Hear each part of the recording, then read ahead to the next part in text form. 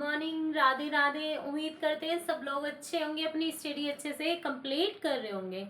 हम चल रहे हैं आईटीआई कॉपर ट्रेड के 4th चैप्टर पे। आईटीआई का 4th चैप्टर है हमारा कंप्यूटर सॉफ्टवेयर। हम आपको कंप्यूटर सॉफ्टवेयर के बारे में वर्णन कर रहे हैं। हमने आपको कंप्यूटर सॉफ्टवेयर की 3 हेडिंग कंप्लीट करा दी है। फर्स्ट हमने इंट्रोडक्शन हमने आपको कंप्लीट कराया। सॉफ्टवेयर का हमारा चैप्टर है, सॉफ्टवेयर के बारे में हमने आपको डिस्कस किया है। हमने वीडियो चैनल पे अपलोड कर दी है। जो बच्चे नए जुड़ रहे हैं, जिन्होंने वीडियो नहीं देखी है, वो जाके चैनल पे वीडियो देख सकते हैं कंप्यूटर सॉफ्टवेयर की। आईटीआई का 4th चैप्टर कॉपर ट्रेड का हमने आपको इंट्रोडक्शन कंप्लीट करा दिया, सॉफ्टवेयर कंप्लीट करा दिया एंड बूटिंग और प्रोसेस हमने 3rd चैप्टर में आपको कंप्लीट करा दिया। पूरा एक्सप्लेनेशन कराया अच्छे से, आप जाके उसको देख सकते हैं। एंड आज हम बात करेंगे, आज आपकी जो हेडिंग होने वाली है वेरी वेरी यूजफुल है आपके लिए। कोई ऐसा नहीं है कि कोपा के लिए ही वो यूजफुल है। ऐसा है जैसे लैब में आप काम करते हैं, कई ऑफिशियल आप काम करते हैं, कंप्यूटर पे वर्क कर रहे हैं, काफी अब तो डिजिटल का टाइम है, तो बिलिंग विलिंग सारी चीजें हमारी कहाँ से होती है, सिस्टम से, कंप्यूटर से। तो काफी चीजों का हमें फेस करना पड़ता है। आज हम आपके लिए वही आज का टॉपिक हम वही लेके आए हैं। आज का टॉपिक हमारा बहुत इंपॉर्टेंट होने वाला है। चलो बात करते हैं आज के टॉपिक की। आज की हमारी हेडिंग होने वाली है basic hardware and software problems and their solution. ठीक है, basic hardware and software problems and software, hardware and software के मौलिक समस्या तथा उनका समाधान। आज हम आपको कुछ समाधान बताएंगे। जैसे कि फर्स्ट हेडिंग दी है कंप्यूटर का स्टार्ट ना होना। कंप्यूटर का ना स्टार्ट होना, इस हेडिंग का मतलब है हम सिस्टम पे कुछ काम कर रहे हैं। जब हम सिस्टम पे कुछ वर्क कर रहे हैं तो काफी चीजों का हमें फेस करना पड़ता है कि हमारा जब हम सिस्टम चला रहे हैं हमें कुछ चीजें नहीं दिखाई दे रही, कि कमांड जो दे रहे हैं वो रन नहीं हो रही, सिस्टम ऑन नहीं दिखाई दे रहा, मॉनिटर हमें आउटपुट नहीं दिखा रहा। तो हम आज आपको वही चीजें कराएंगे। जैसे कंप्यूटर का स्टार्ट ना होना क्यों, हम आपको बताएंगे समाधान कि इसका समाधान क्या होता है। तो सुनना ध्यान से। इसका सबसे बड़ा कारण कंप्यूटर में उचित पावर की सप्लाई ना होना। कंप्यूटर का स्टार्ट ना होना, इसका सबसे बड़ा होता है कि कंप्यूटर में पावर स्विच ना ऑन होना। तो जब भी आप लैब में काम कर रहे हैं या अपने रूम में या कहीं भी ऑफिशियल काम कर रहे हैं, तो आपको सबसे पहले पावर स्विच चेक करनी चाहिए, वायर चेक करनी चाहिए। तब अपने सिस्टम, पैनिक नहीं होना, घबराना नहीं है कि पता नहीं हमारा सिस्टम क्यों नहीं चल रहा, क्या बात है, क्या दिक्कत है। आपको स्विच ऑन देखना है कि स्विच ऑन है या नहीं है। सीपीयू का बटन आप प्रेस कर रहे हैं तो वो सही से है, उसमें रेड लाइट जो हमें दिखाई देती है वो दिख रही है या नहीं दिख रही है। तो सब चीजें चेक कीजिए, फिर आपका सिस्टम ऑन हो जाएगा। इस समस्या के समाधान के लिए यूजर को कंप्यूटर से जुड़ी हुई सभी तारों, वायरस तथा सर्किटों को ठीक प्रकार से जांच करनी चाहिए। यही वो चीज बता रहा है कि यूजरों को सही प्रकार से वायर चेक करनी चाहिए कि सही प्रकार से वायर लग रही है या नहीं लग रही है। फर्स्ट हेडिंग में हमें इतना बताया गया है। ठीक है, क्लियर। एंड बात करते हैं मॉनिटर पर कुछ प्रदर्शित ना होना। आपका मॉनिटर आपके सामने है, उस पे हमें कुछ आउटपुट नहीं दिखाना, तो क्या प्रॉब्लम आ रही है? काफी प्रॉब्लम आती है जब हम सिस्टम पे काम करते हैं, तो हमें चीजों का फेस करना पड़ता है। आज हम उसी प्रॉब्लम का सलूशन आपके सामने बताएंगे। मॉनिटर पे कुछ दिखाई ना देना एक बहुत साधारण समस्या है। इस समस्या के समाधान के लिए यूजर द्वारा ये जांचा जाना चाहिए। ठीक है, ये जांचा जाना चाहिए कि मॉनिटर में पावर सप्लाई है या नहीं है। हमें ये जांच लेनी चाहिए कि मॉनिटर में पावर सप्लाई है या नहीं है। एक लाइन। एंड इसके अतिरिक्त मेन्यू बटन की सहायता से मॉनिटर की ब्राइटनेस तथा कंट्रोल लेवल भी जांच लेना चाहिए, है ना। कंट्रास्ट भी जांच लेना चाहिए। काफी चीजें हमें देखनी चाहिए कि आपने मॉनिटर का जो बटन है वो प्रेस किया है नहीं किया, सीपीयू का बटन ऑन किया है कि नहीं, पावर सप्लाई का स्विच आपने ऑन किया या नहीं किया, है ना। ये चीजें हमें चेक कर लेनी चाहिए, क्योंकि कई बार इनके ज्यादा डार्क होने पर भी मॉनिटर पर दिखाई देना कम हो जाता है। जैसे मॉनिटर में नीचे ब्राइटनेस होती है ना, ब्राइटनेस को आपने किस लेवल पे कर रखा है, कितनी % वो दिखा रहा है, तो इन चीजों को भी हमें दिखाई देना चाहिए। अगर आप ज्यादा लो कर दोगे क्या हमें दिखाई देगा, जैसे हमारा फोन है तो फोन की ब्राइटनेस आप बिल्कुल लो पे कर देंगे, लो करने के बाद में क्या आपको वो दिखाई देगी, नहीं दिखाई देगी। ऐसी हमारे सिस्टम की है, सिस्टम की जब ब्राइटनेस ज्यादा लो हो जाती है तो कभी कभी ऐसा होता है कि वो हमें दिखाई नहीं देती। एक समस्या का समाधान तो ये। एंड उसके बाद में बात करते हैं, साथ ही यूजर को कीबोर्ड पे कुछ टाइप करके या माउस को हिलाकर भी देख लेना चाहिए। अगर फिर भी जैसे ब्राइटनेस बढ़ाने के बाद भी आपका मॉनिटर आपको आउटपुट नहीं दिखा रहा, तो आपको फिर क्या करना है, आपका जो कीबोर्ड है, कीबोर्ड की वायर चेक करिए कि सीपीयू में वो सही से वायर लगी या नहीं लगी, उसमें कोई जंग तो नहीं है।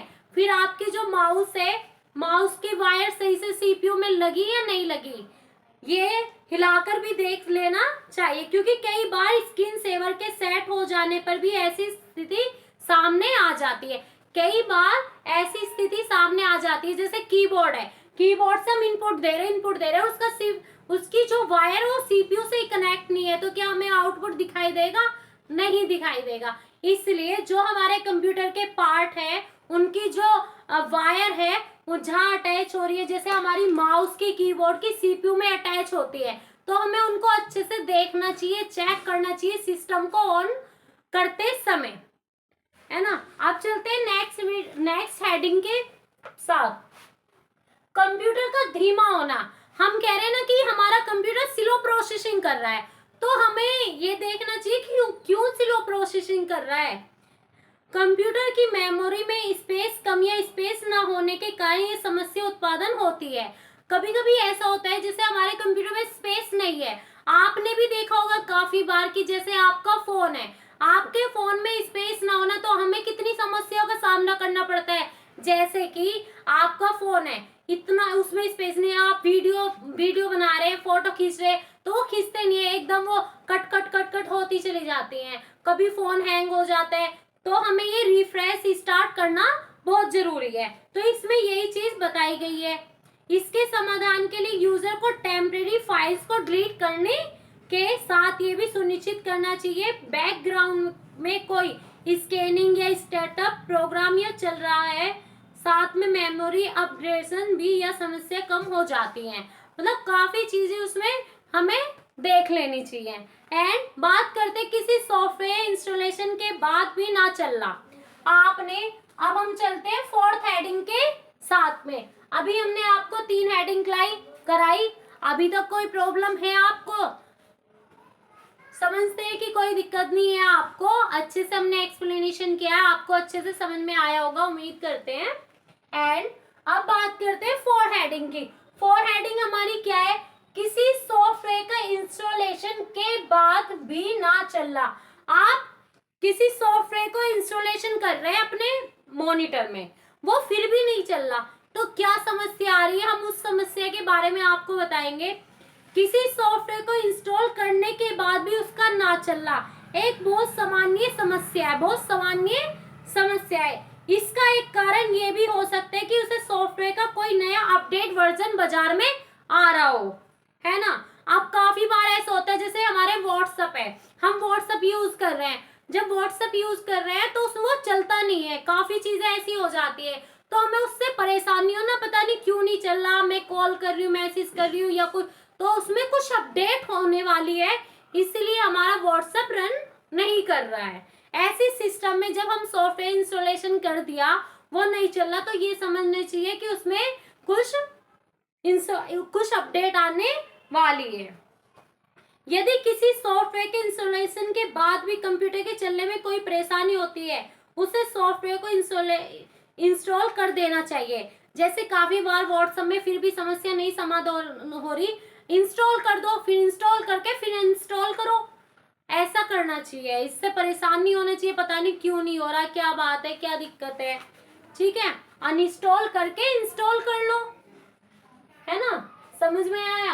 अब बात करते हैं प्रिंटर में समस्या, कि आप प्रिंट कर रहे हैं, प्रिंट करते करते प्रिंट में समस्या आ रही है, हमें बहुत जरूरी काम है फिर भी समस्या आ रही है, तो उस समस्या का हम कैसे समाधान करेंगे।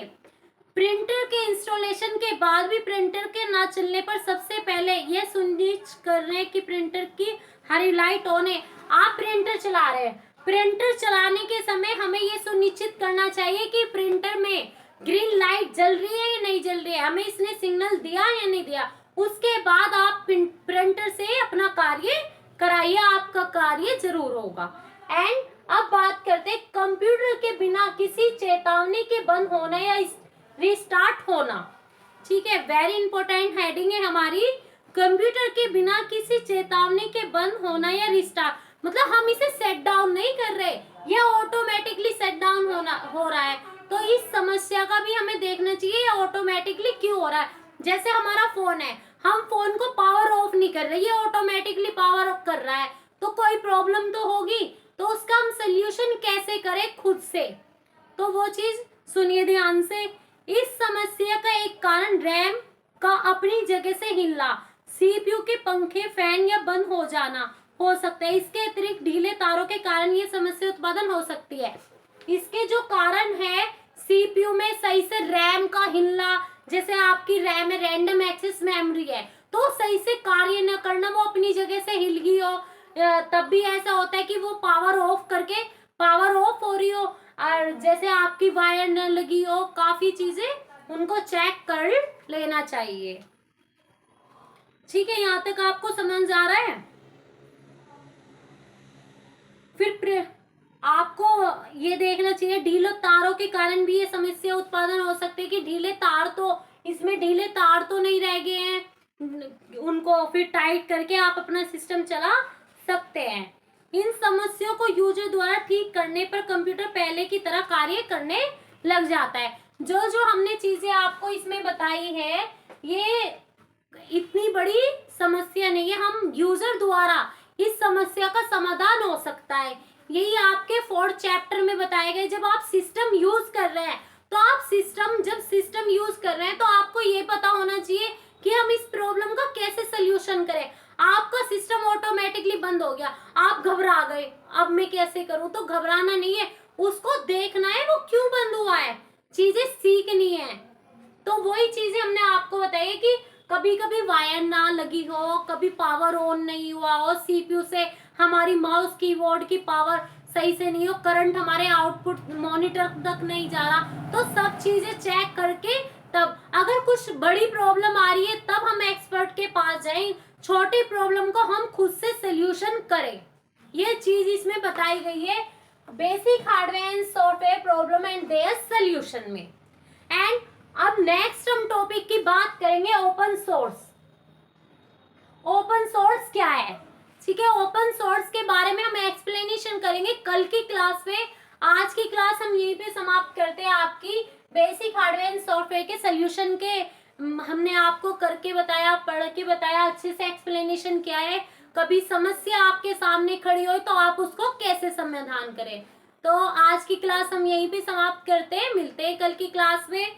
मेरे चैनल को सब्सक्राइब करें एंड लाइक करें एंड शेयर करें। आरती करदम के चैनल को हमारे 100 सब्सक्राइबर कंप्लीट हो गए हैं आपकी हेल्प से, और चैनल को आगे ग्रोथ करे, कोपा की फैमिली ऐसी ही बनी रहे। Okay class, Radhe Radhe, thank you class.